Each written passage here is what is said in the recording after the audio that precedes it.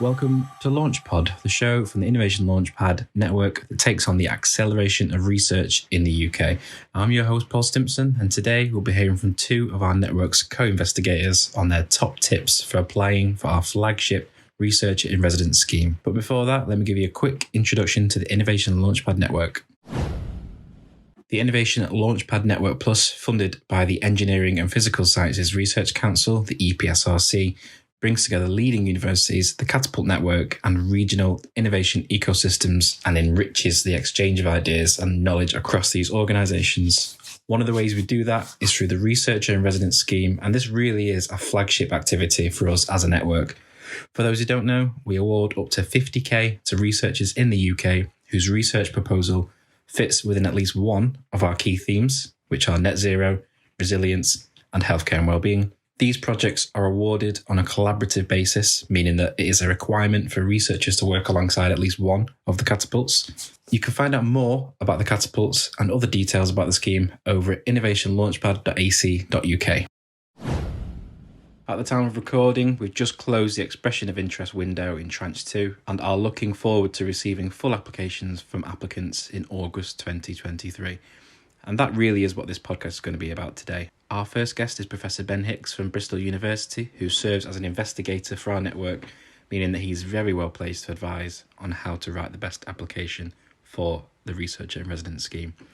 So over to Ben for his top tips. Hi, I'm Prof. Ben.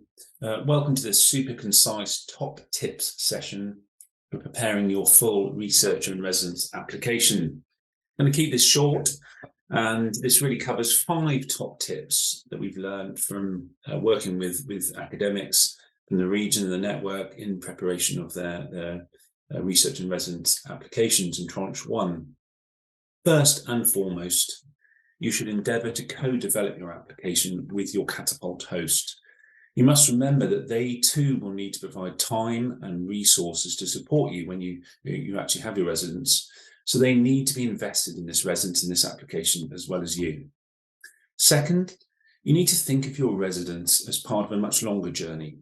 In the application, you need to summarise and evidence what has already been done and has already been achieved. Then you can think about the outcomes of the residence and how these will contribute to the journey. And finally, you want to talk a bit about the outcomes and how they're going to underpin or be used in the next stage of your journey, eventually leading to your ultimate destination.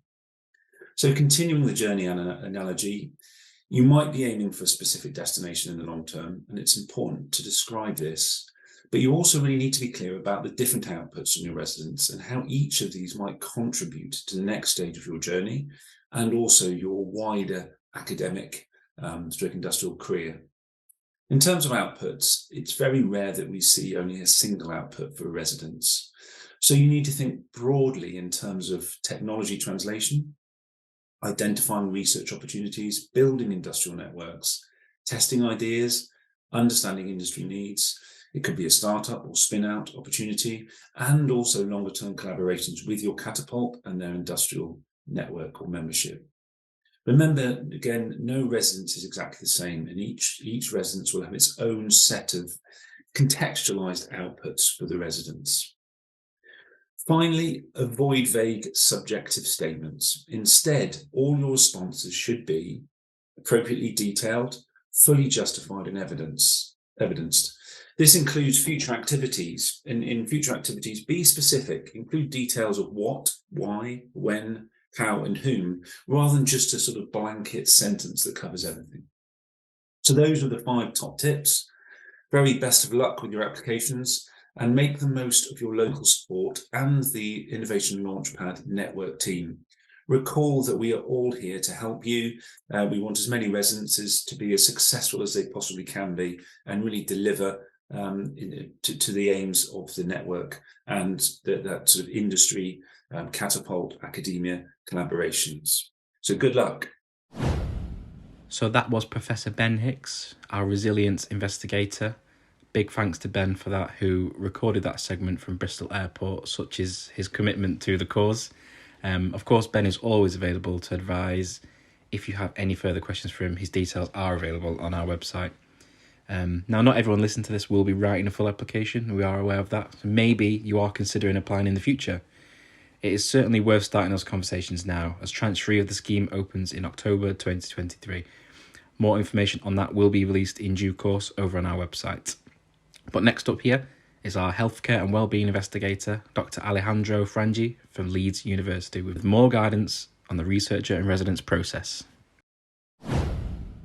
If a researcher from any of the academic institutions in the UK would be interested in connecting to the network, in general, contact with any of the theme leads.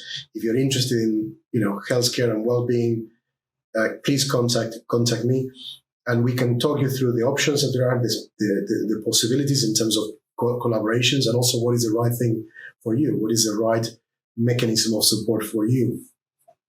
But what I will also say is that there is a huge community of people who are willing to go beyond just the pure academic endeavor and, either drive the creation of startups, the licenses of their technology, the adaptation of science that was done in academia into innovative products and services, and that, you can be one of them, and that we are very keen to connect to you, to hear about you and see how the network of the catapults can support you. That another thing which is very important is many of us are academics, so we don't belong to the catapults. And in that sense, we can provide you with an advice and a support as if that would be for ourselves as well, because we do understand the problems you have, and we do understand also the challenges and the barriers that every academic experiences in the universities in the UK. I think there is, the first tranche of applications show that there is a huge amount of technology and know-how and expertise out there in academic institutions that A, hasn't been tapped on by industry, B, that there is an important gap between what we have to offer and what industry is currently having access to, and that is something we need to bridge in one way or another. It also shows that there are researchers that still need support to bring their technologies further within academia before they can be at a stage that they will be attractive to industry, and that you can save a lot of time and money and get a lot of help to be more focused in the research if you're interested to do so by talking to us early on. So don't leave the contacting academic institutions and the themes leaders that we are in the network, or don't leave the talking to the catapults to the last moment in your applications. Engage early on. And I'm absolutely convinced also from the number of the proposals we saw that are particularly strong in that when that connectivity between academia and the catapults has happened well ahead of the submission, this list of really great proposals that we're really keen to support, to fund, and to take them forward. Some very interesting words of advice from two of our investigators there. Hopefully you found that very useful, whether you're currently in the process of joining the network or you're just considering applying in the future. As always, keep up to date with our activities on our socials, which is Innovation Launchpad Network on Twitter, LinkedIn and YouTube. Our website is updated daily too, over on innovationlaunchpad.ac.uk, where you can find projects from Tranche 1 of the scheme published there, so you can have a good understanding of how a successful project might look. Thanks again for joining us, and we'll be back next month with another podcast. Bye for now.